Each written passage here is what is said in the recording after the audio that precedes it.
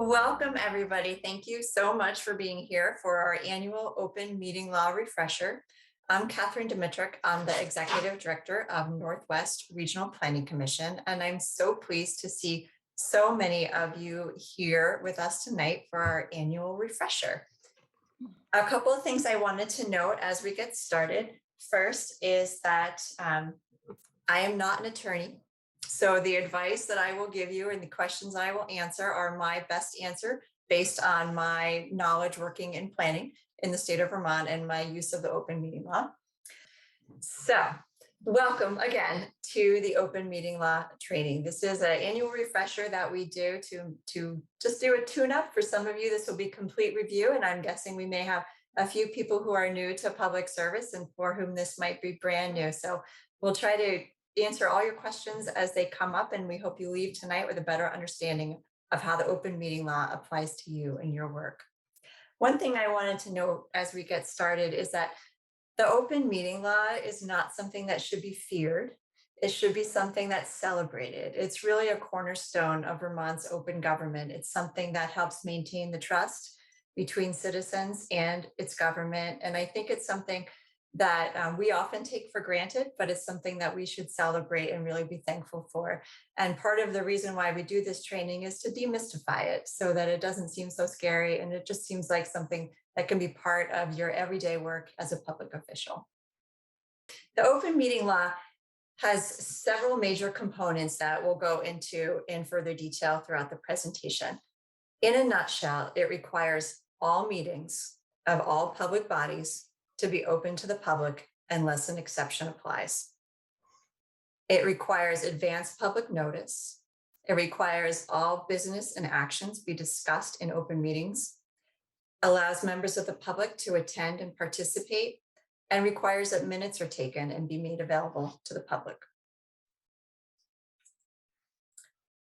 Two major definitions that really are the cornerstone of the open meeting law is what is a public body and what is a meeting. So first, what is a public body? So a public body, as defined in the open meeting law, is a board, council, or commission of the state or one of its political subdivisions. So towns, obviously, political subdivisions of the state, any boards or councils or committees of those towns are part of the political subdivision and therefore are a public body. Any entities that are sponsored by another public body are a public body. So it's really it's almost like a chain reaction where you have a public body and you keep creating committees, you keep creating public bodies.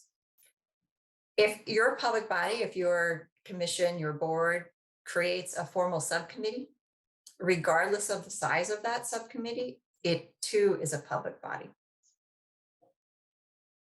Are there any questions about that? So what is a meeting? This definition is actually very important when it comes to the open meeting law. So a meeting at its very core is defined as when a quorum or a majority is gathered to do the business of the public body, to discuss business or to take action. So that's really the cornerstone of what is a meeting. When you think about our activities and our day-to-day activities and what we do, it's important to realize that email conversations can also be considered public meetings. If you have a majority of members who are involved in an email conversation about business of the public body, that would be considered a meeting.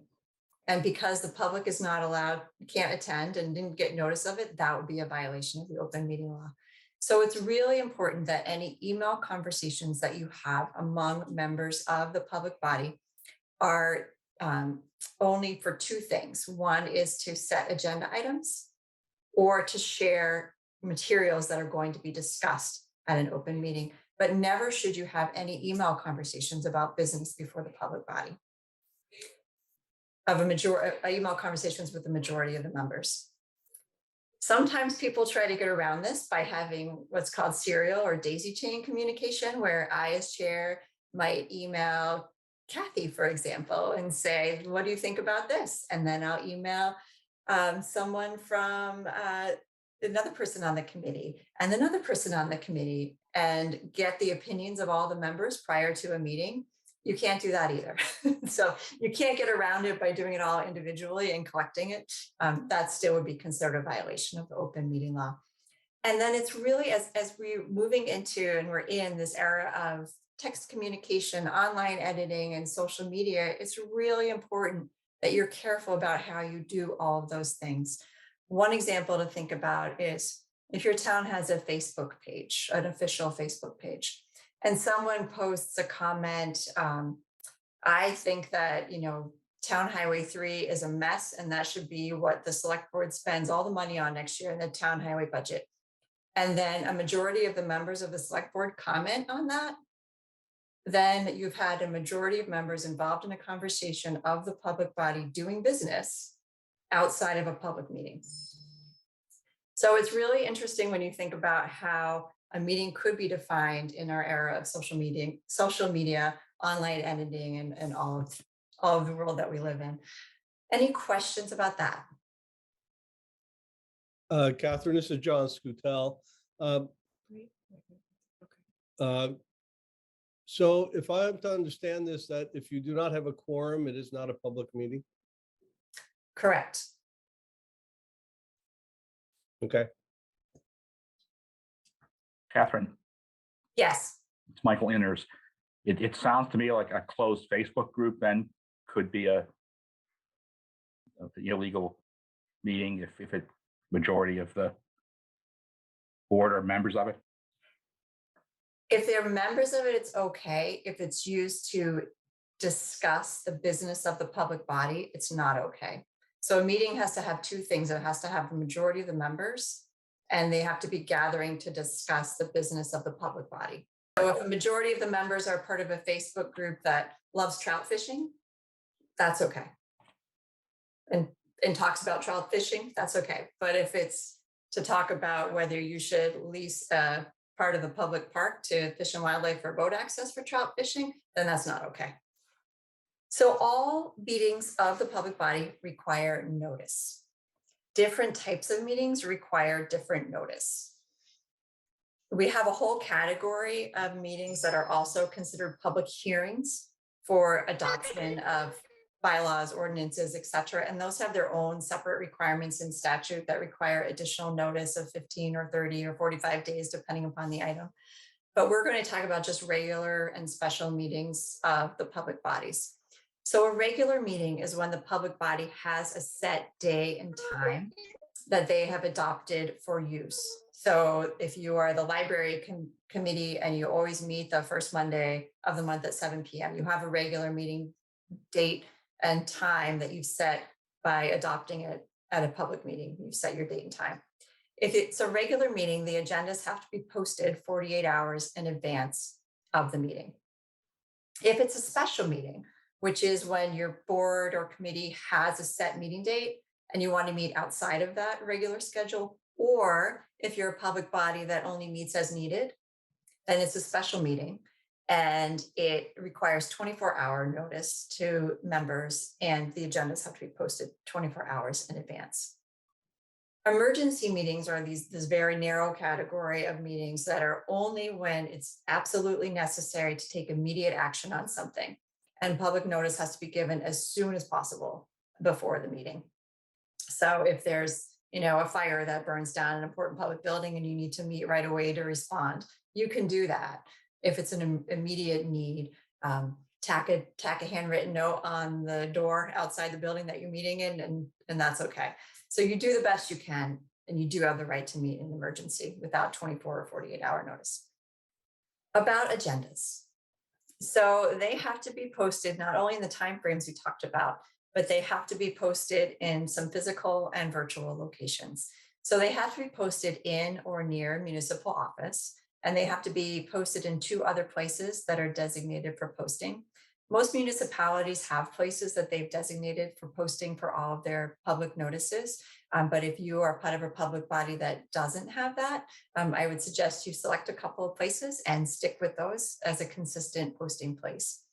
If you have a website for your public body, then the agenda also has to be posted on that website.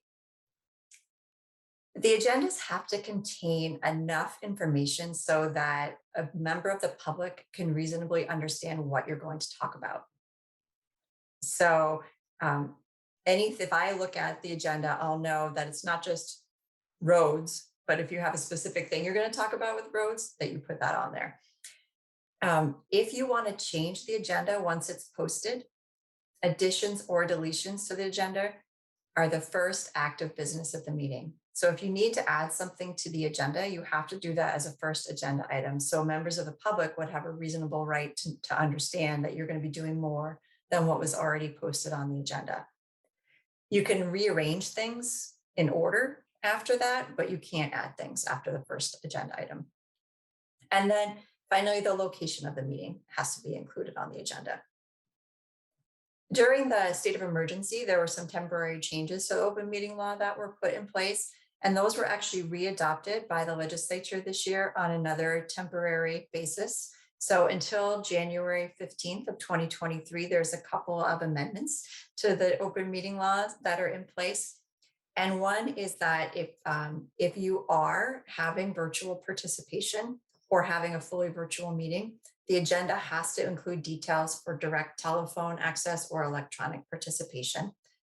And no physical location is required. So you can have fully virtual meetings again until January 15th of 23. And you can place your notice in 2 electronic places rather than 2 physical places. So up above, you see it requires that agendas are posted in at least 2 places. Those 2 places can be electronic. Any questions about the underlying law or the temporary changes?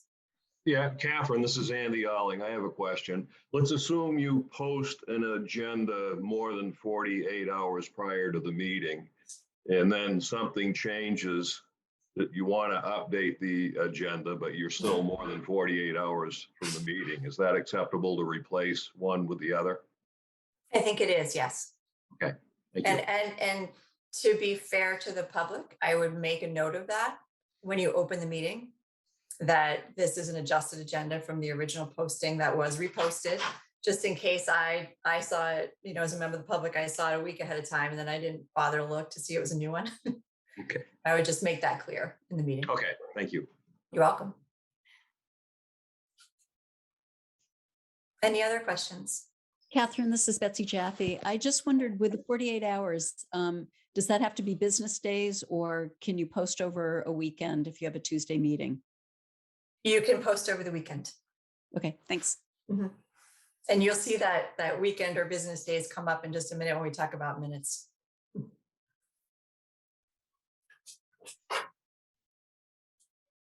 Okay. And minutes.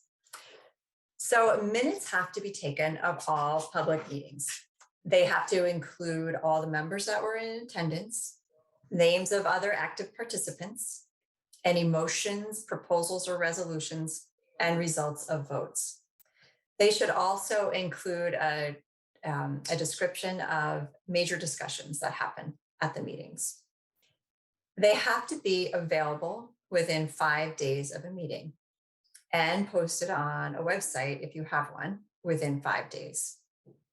That's 5 days, not 5 business days. So if you meet on Friday, you have to count Saturday and Sunday too. So your days start with Saturday and Sunday. So it is 5 days, not 5 business days. Once the minutes are posted on a website, they have to be maintained on that website for a year. A lot of public bodies put more than 1 year up on their website, and that's perfectly fine. You only have to do it for a year. They're part of the temporary changes that were passed until January of 23 is that public bodies may extend your minutes to 10 days in the event of a staff shortage or a volunteer shortage in many cases. So if you have someone who takes the minutes and is about ready to do it and they get sick and they can't do it on the 5th day, then you can have up to 10 days to make those minutes available and posted. And if that does happen as a best practice, I would do some sort of notation somewhere as part of the public record to explain that. Any questions about minutes? Andy? Catherine, Yeah, this is again, Kathy Fink. Well, go ahead, Kathy. My question is, if you have audio of the meeting, does that count as posting on the website? It does not count for the minutes, Okay. in my best understanding. Yeah, Catherine, my question has to do with draft meeting minutes versus final minutes. And I know even at the NRPC, we have our meetings, but we don't approve the minutes until the following month. Mhm. And in some cases, there are changes. What are the rules about that? Okay, so two things. First of all, you don't have to approve minutes. That is a practice that most public bodies do, but it's not a requirement. So you can, once the minutes are posted, they're the minutes, even if they call draft minutes, which many public bodies do. You can make changes to those minutes and then post the new version. The old version is a public record and has to be retained somewhere. Okay, thank you. So we've talked a lot about public meetings. There are some exceptions to public meetings. There is what's called executive session. So executive session are the exceptions to the open meeting law. These are the times that public bodies can meet in private and not have to take minutes, not have to invite the public.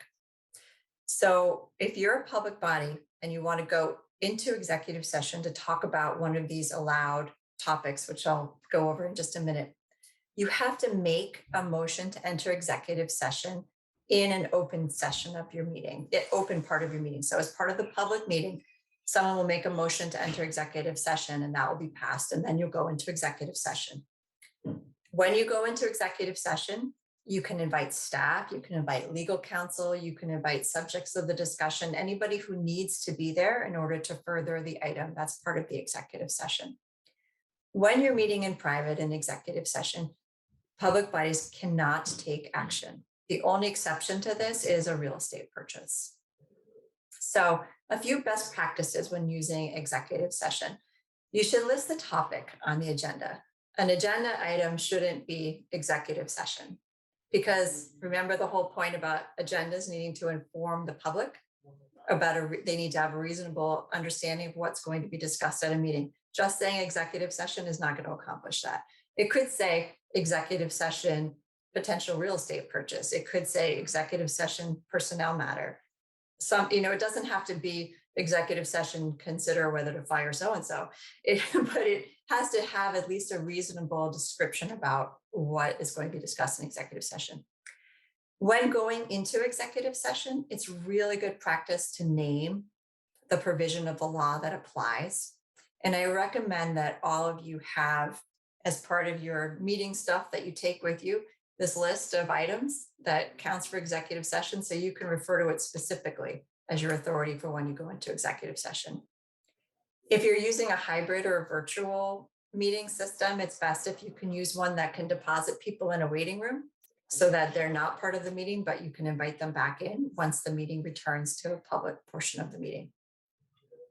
So once you're done the part of the executive session portion of a meeting, you always return to the public session. You exit executive session and return to the public session of the meeting. And it could be that you then take no action and adjourn because you're all done for the day or the night, but you may have other business that continues on. There's one even stranger exception to the public meeting, and that's called deliberative session. So for quasi-judicial bodies like development review boards, you can have what's called deliberative session. Those don't need to be warned. They don't need to be started in a public meeting, although they could. They can simply happen. And that the quasi-judicial board is allowed to meet in private as long as there's a written decision that's prepared. So the results of that private discussion are then made public. So there's two types of executive session. One requires two motions to happen and the other only requires one. The first set of things that are allowed under executive session are those items where you have to first find that a premature general public knowledge would place the public body or a person involved at a substantial disadvantage. And that's in quote because that's right from the statute. So you need to have, as part of your public meeting, enough of a discussion about those items listed here, the contracts, labor relations, grievances, confidential communications so that you as a board can find that premature general public knowledge would place somebody at a disadvantage. So for example, the select board chair could say, we need to have an executive session to discuss labor relations agreement with our employees so we can discuss the parameters under which I'm allowed to negotiate. And then somebody would move to find that premature general public knowledge of that discussion would place the town at a substantial disadvantage. You would approve that motion, and then someone would move to go into executive session to discuss labor relations agreements. So these items listed here require two motions. First is a finding about premature general public knowledge, and then second is the actual motion to go into executive session. This long list of items here, and this is why I'm going to give you the presentation now on our website. These are the items where you can just move to go into executive session. So you don't need to have any finding that premature public knowledge would place you at a disadvantage. You can just move to go into executive session to discuss emergency response measures that disclosure could jeopardize public safety, or appointment, hiring, or evaluation of a public employee. The one thing to note about that one, which I always want to point out, is that you can discuss the hiring of a public employee in executive session, but the final hiring decision and the reason why need to be done in an open meeting. So you could go into executive session to weigh the merits of, your top two candidates, but then the actual decision to hire the top candidate would need to be made officially in open session. So that's a lot about executive session. What questions do you have? Catherine, I have a question. This is Adam White with Grand Isle. Hi, Adam. If we have an issue, like we're going to be talking about a lease on Monday, and our attorneys reviewed it and provided some comments, and I haven't talked with the other select board members where it should be on the agenda. Could you put it in, old business and then an item as executive session lease about such and such, and talk about it at the open meeting portion to say, to the select board members, do you feel this should be where it is as old business, or do you feel we need to go into executive session about it? Absolutely. Yep. Okay. Yeah, I think that sounds good. And just because you can go into executive session to discuss these doesn't mean you always have to. Yeah, and I know we've talked about in the past is just the final comments from the attorney. So I just want to have our, the members of the select board decide if they're comfortable with it as old business that's open in the public, or if we need to go into executive session so we can, talk about that first thing on the select board agenda. Yeah, Thank you. Yeah, and so you have an interesting one there because it's two things. It is the securing of a real estate lease. So you have the ability to immediately go into executive session. But if it was just discussing the attorney recommendations for something other than real estate, it would be a two finding decision to go in executive session.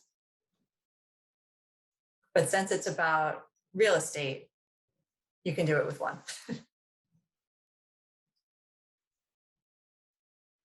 Any other executive session questions? Just to confirm, there was one question in the chat asking if the slides would be available, and I believe you said earlier that they will be on the RPC website. Is that correct? Yes, so they are. Yeah, they will be on. You want to put the website address in the chat for me, Dean? I will do that. Great, thanks. Yeah, they should be posted tomorrow. If they're not already there, they'll be posted by tomorrow.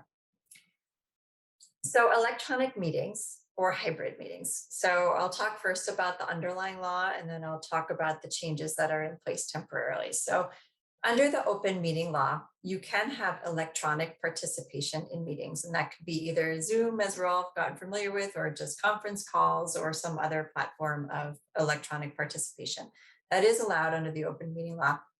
You must generally, except for these temporary times, have a physical location that's open to the public. And then if a vote of the public body is not unanimous, the vote has to be done by roll call. So, generally in a public, if everyone's together physically and there's a split vote, you can kind of tell. You don't need a roll call to see who voted how. But if it's a hybrid or a fully virtual meeting and it's not unanimous, you do need to have a roll call. So under the temporary changes in place until January of 23, you do not need to have a physical location, so a public body can meet fully virtually. If you do meet fully virtually, you have to provide the option of access by telephone. So in addition to having a video conferencing, you have to have a telephone line that someone can call, and most of them come with that, so it shouldn't be too big of a hurdle. And then if you're a legislative body or a school board and you do a fully virtual meeting, you have to record it and make that recording public. Any questions about electronic participation in meetings?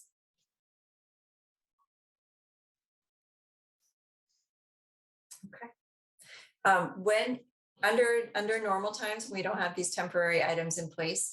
I did want to note that a lot of public bodies got used to doing virtual meetings where one person is in the physical location and everybody else participates electronically.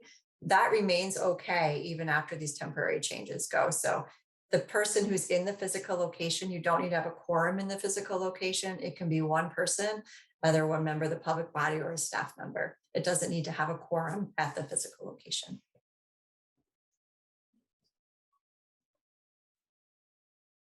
A couple of other things to think about when you're doing electronic or hybrid meetings.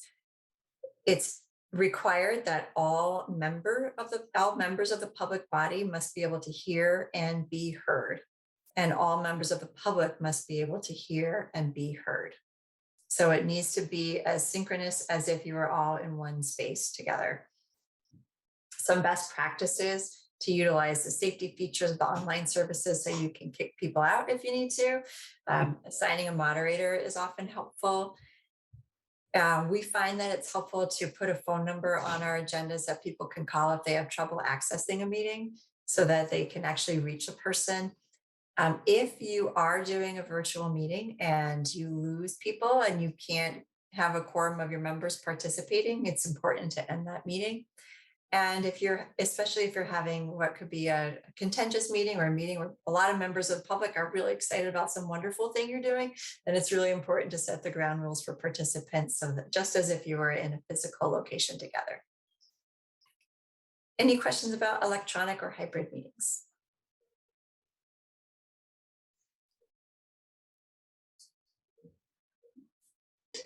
I have a Catherine? question. Go ahead. Oh, go ahead, Emily. It's Emily Clark. I'm on the Grand Isle Planning Commission. Hi. Hi. I have noted of late in some meetings, actually not Planning Commission meetings, but in some other meetings that I participate in regularly, that the chat area can sometimes become more of kind of a Facebook snarky comments section. Do you have best practices for how to manage that? Yes. I'm glad you asked that because I forgot to add that to the slide. So I'm glad you asked about the chat function. So ideally, I think the chat should not be used in public meetings for a couple of reasons, primarily related to each member must hear and be heard, and members of the public must be able to hear and be heard. So not everybody has the ability to, if you are visually impaired, you can't see the chat.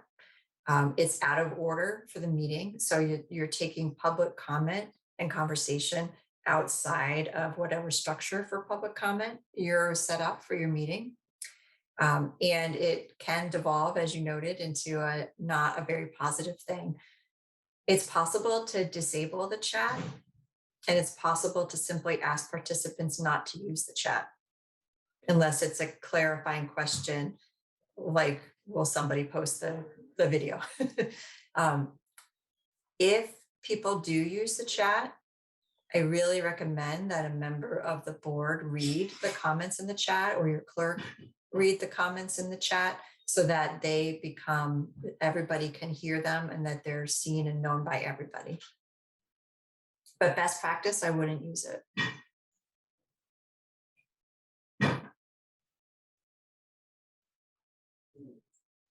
Hi, Catherine. This is Brian Boyd. I had a question about public participation. And if someone is just attending the meeting, but virtually, and they're not speaking, can you require them to identify themselves? I know that, when it was in-person meetings, there was always a sign-in sheet in the room.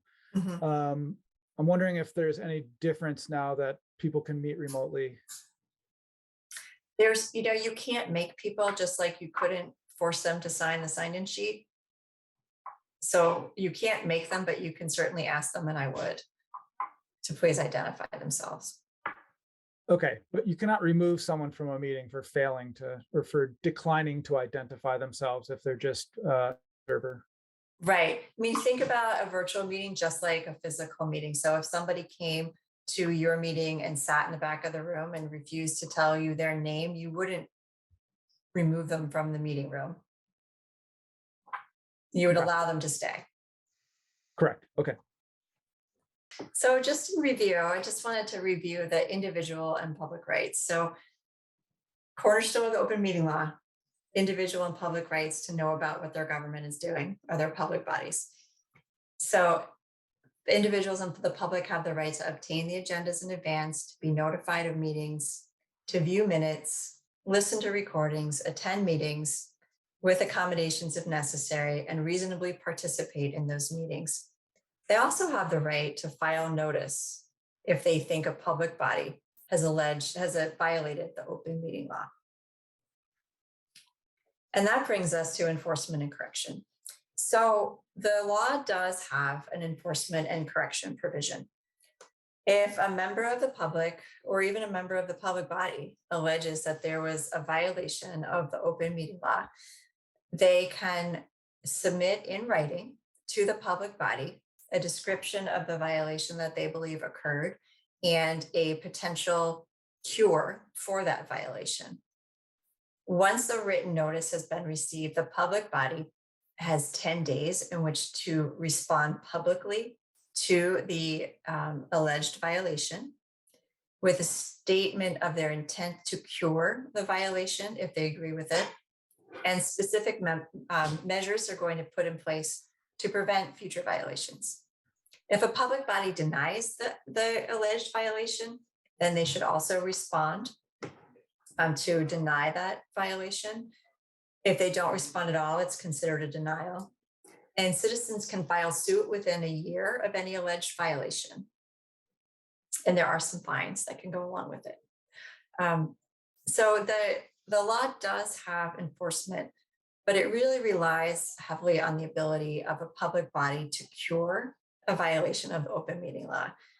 Recognizes that no one's perfect. Mistakes can be made even with the best of intention. And so there are abilities to cure a violation. For example, if there is a decision that was made by a public body in a meeting that was a violation of the open meeting law, the public body can have a new meeting, discuss the item again, and make the decision again in a meeting that's been held properly. And that actually happened in the town I live in, where the public body made a decision to lease public lands to a developer. They limited public comment at the meeting only to people who lived in the town and only to people who they hadn't heard from at previous meetings. And someone followed up with an alleged violation. They cured it by holding a new meeting and holding a new vote. And so it was easily cured. So mistakes do happen, cure them when they do. So I wanted to just give a summary of the temporary changes that are in place until January 15th of 2023. So the first is, as we talked about, that a public body can meet entirely electronically with no physical location. If they do that, they have to allow members of the public to participate electronically, and it must include phone access. How the public can access the meeting must be directly on the agenda. When these were in place in temporary, and as a temporary measure under the state of emergency before, the word directly was not in this temporary changes. That was put in specifically because they wanted to not have public bodies be able to say, call the town office for the password or something like that, that you have to be able to know how to directly access a meeting from the agenda itself. If you do meet fully virtually in your legislative body or school board, you have to record that. And if you need to extend the minutes to 10 days, you can. Finally, I just wanted to do a very quick review of the public records law, because this is another huge area of law that applies to most of the work of public bodies. So it does apply to all public agencies. This was a slide from a previous presentation, so I was noting it includes the clean water service providers and basin water quality councils, but it also includes most of your public bodies as well. If there are public records, they have to be open to public inspection, and members of the public have a right to inspect the public records. They need to be available during customary office hours, and they must be retained according to a retention schedule. And this applies to both paper and electronic records. So we could have a whole long session of training on the public records requirements, but I just wanted to do a quick note that that's part of your public responsibilities as well. So there, I'll put at the end of this publication, this presentation, there are some links to some resources that are I find really helpful. The first is just the text of the open meeting law. The second is the Secretary of State's Guide to Open Meeting Law, and it's a really great guide to general questions. It's written in plain English. I keep it printed out and with me, so I refer to it a lot, and I highly recommend it. And then I also added a link to the public records law. So that is it for my presentation, but I'm happy to take more questions and more discussion and hear from you.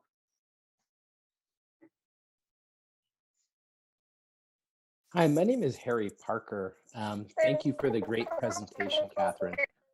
At a recent meeting, I'm a member of a 5-member board, and we've been discussing some rather contentious things, and I invited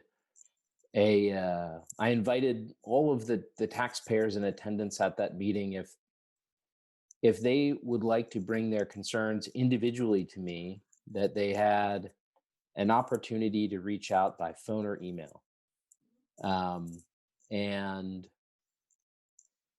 there was quite a bit of concern raised by members of that group regarding whether or not it was proper for individual taxpayers to communicate specific concerns directly to a member of the select board in a one-on-one conversation, as if that might run afoul of open meeting law regulations.